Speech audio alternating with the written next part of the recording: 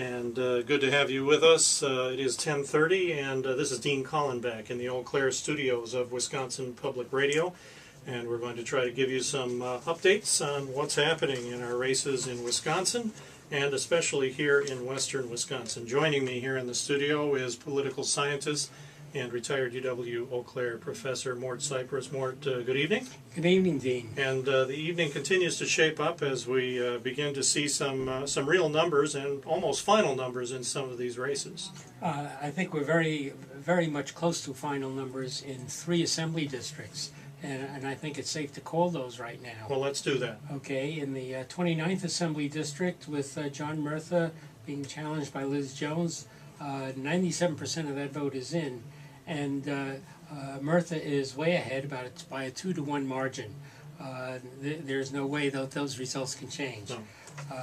Then there's the 30th Assembly District on the western side of the state. Dean Knudsen is the Republican candidate, Matt Borup the Democratic candidate. 62% of that vote is in, and Knudsen is running way ahead with almost 65% of the vote. And there's little likelihood that that margin could narrow very much.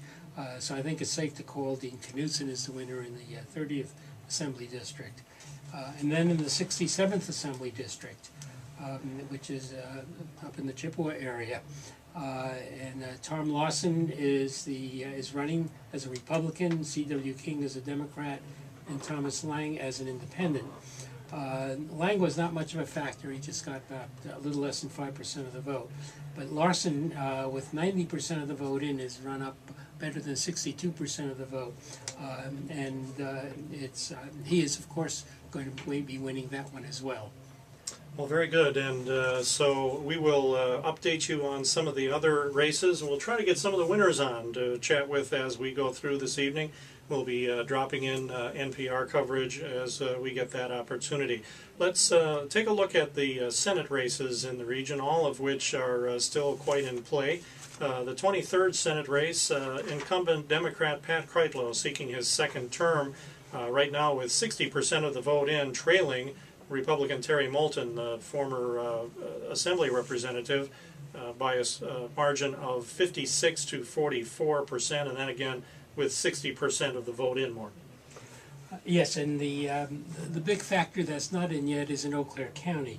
Just 6 of 26 wards are in Eau Claire County, and that's where Democrats usually run much stronger. And so that one is still too close to call. Very much in play. 25th Senate race has tightened up a bit since we last talked about it. Now about 49% of the vote in there. Longtime Democrat State Senator Bob Jelk of Poplar with 53% of the vote. Republican Dane Deutsch of Rice Lake with 47% of the vote. Yes, and one of the things that leaves this way open is that Douglas County, a strong Democratic county, is already in. Jelk carried that 57% to 42%, but there's enough out that one can't really be certain as to what's going to happen in that one. Well, it'll be interesting. We'll keep our eyes open on that one as we move through the evening. In the 29th Senate District, 2 Wausau candidates. Russ Decker, who's been in the Senate for 20 years, the Democrat, is trailing Pam Galloway, the physician from Wausau, on the Republican ticket, 55 to 45%, with 47% of the vote in. And there, too, there's a big question mark. Marathon County, which is a county that Decker usually carries very handily, right now he's losing that county, but only half the precincts are in for Marathon County, and that's going to tell the difference in that race.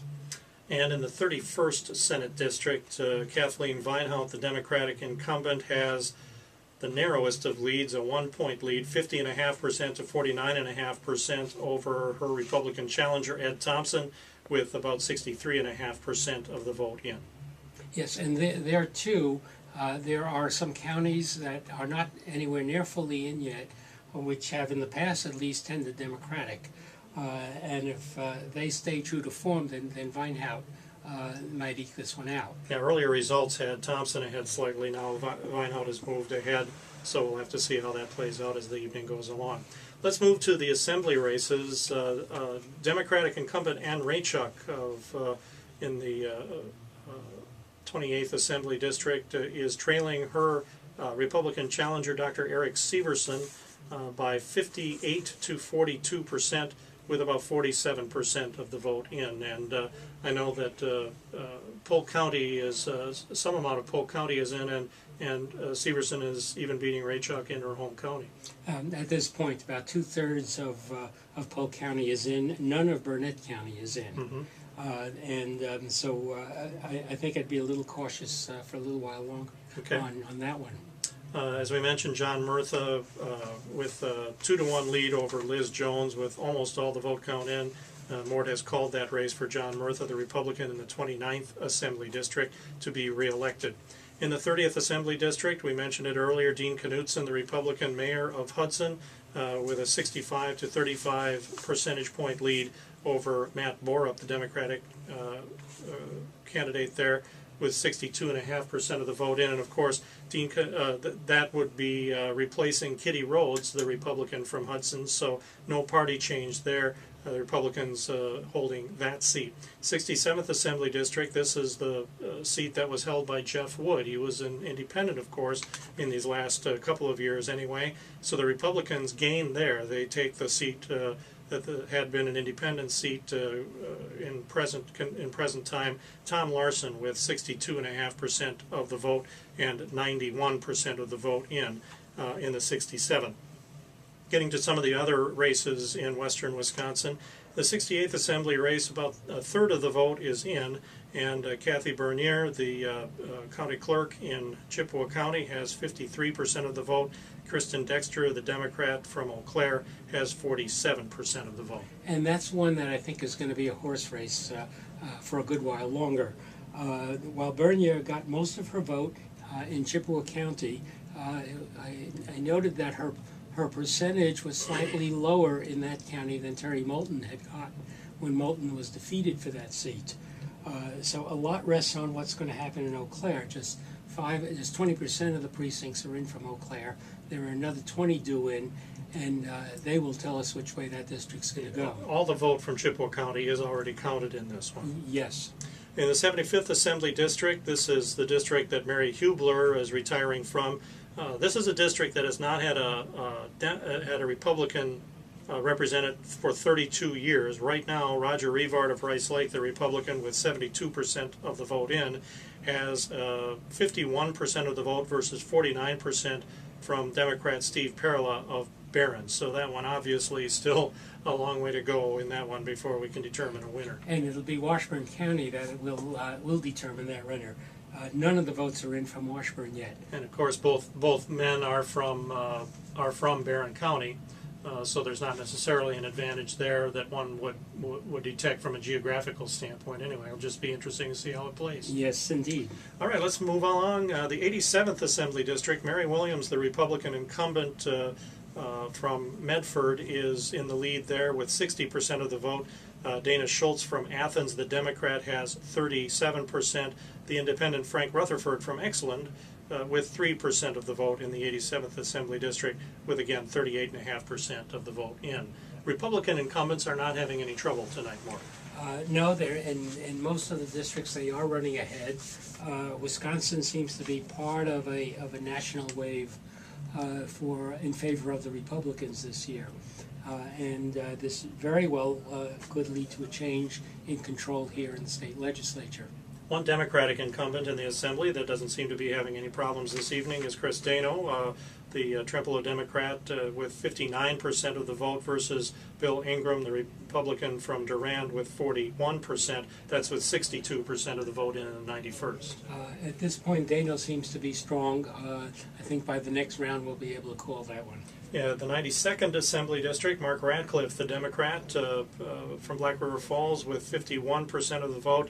Dennis Kleinert, the Republican, with 49%. So that one very close yet, with 62% of the vote in. And a key thing there is that the two counties that still have a number of precincts out are Jackson and Monroe. Jackson is where Ratcliffe is strongest right now. He's getting 59% of the vote there. And Clenard is strongest in Monroe County, where he's getting 57% of the vote. So how those two counties come in the rest of the way is going to determine who the winner is going to be.